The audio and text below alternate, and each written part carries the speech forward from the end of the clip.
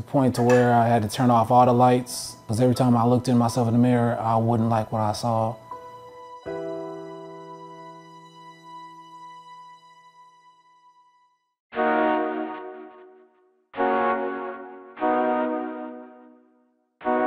I got my keloids basically at the age of 17 and 18.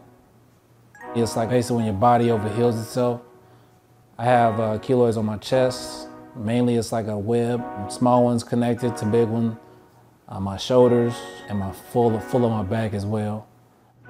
He had acne real bad. We took him to the doctor with his acne, but we didn't know his acne would eventually turn all into keloids.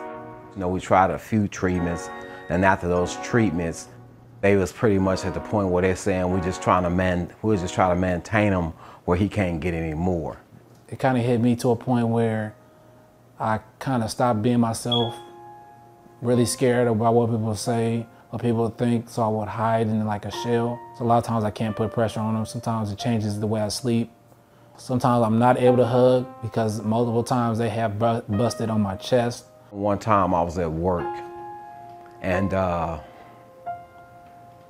he called me, he was crying. And he was crying because he was in a lot of pain. And for a father or for a parent who hears his son on the phone and who's extremely in a lot of pain and you can't do anything for him, it was very hard, but he made it through. The main reason why I wanted to get in bodybuilding, at first it started as I was skinny. I was small, but I loved to lift. I used to go to the gym a lot with a gentleman named Tony Hall. We worked out together for about 6 years.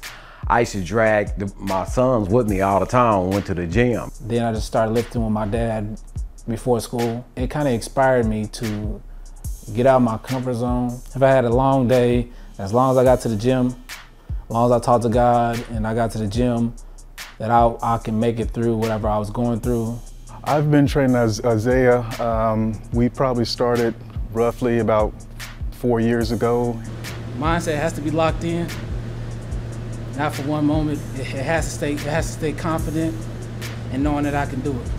His biggest strength is his hunger to want to end up making himself better and wanting to compete and wanting to doing good. Top, make sure you're pinching the shoulder blades when you're coming up. I've only known Isaiah for maybe 4 months. I met him at the YMCA because he goes there a lot.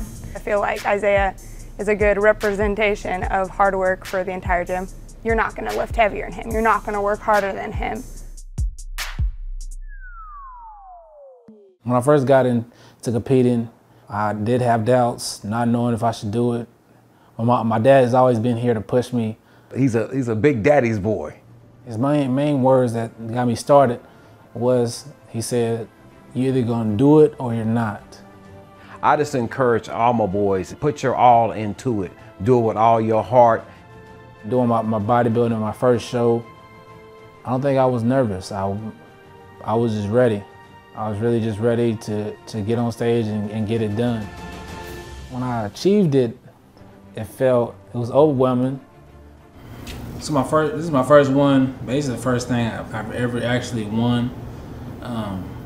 So it was encouraging to know that I was able to do something myself and achieve something myself. I was so glad that you got up there and you didn't let your keloids, you know what I'm saying, and what you thought people might say stop you from fulfilling your goal and your dream. So yeah, I most definitely was proud of you.